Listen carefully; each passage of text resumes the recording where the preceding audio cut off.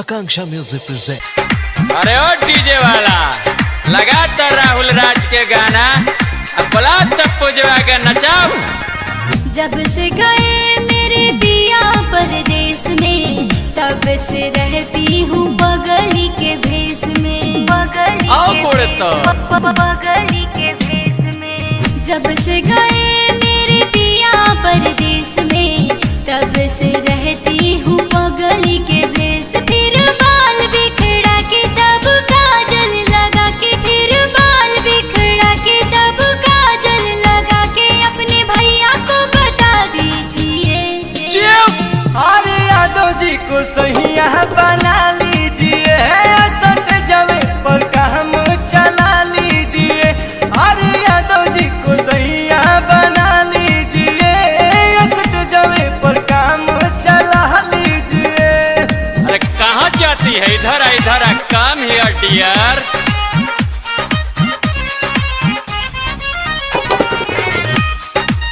आकांक्षा music.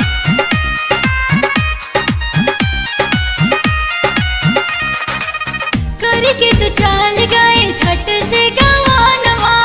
Yadav ji होता है छोटका सजनवा, यादव जी तो होता है छोटका सजनवा। करके तो चल गए झट से गवानवा।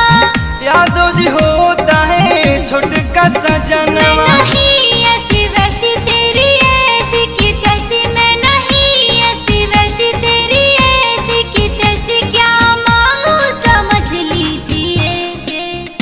अरे यादव जी को सैया बना लीजिए, सट जमे पर काम चला लीजिए।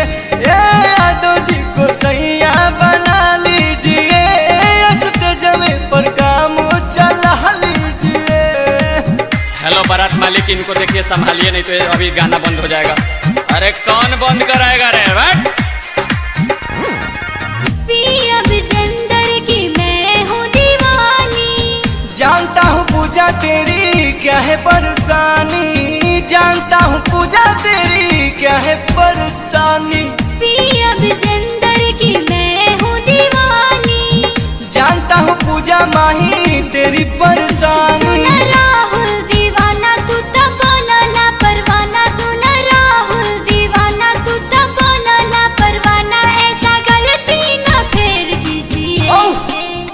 अरे यादव जी को सैया बना लीजिए, सट जमे पर काम चला लीजिए। आज यादव जी को सैया बना लीजिए, सट जमे पर काम चला लीजिए। जब से गए मेरे पिया परदेश में, तब से रहती हूँ बगली के भेष में। बगली के भेष में। बगली के भेष में। जब से गए मेरे पिया परदेश में, तब से रहती हूँ बगली के भेष। फिर बाल बिखरा के तब काजल लगा के, फिर बाल बिखरा के तब काजल लगा के, अपने भैया को बता दीजिए। अरे यादव जी को सहिया बना लीजिए, सट जमे पर काम चला लीजिए। अरे यादव जी को सहिया बना लीजिए, सट जमे पर काम चला लीजिए। आकांक्षा म्यूजिक प्रेजेंट।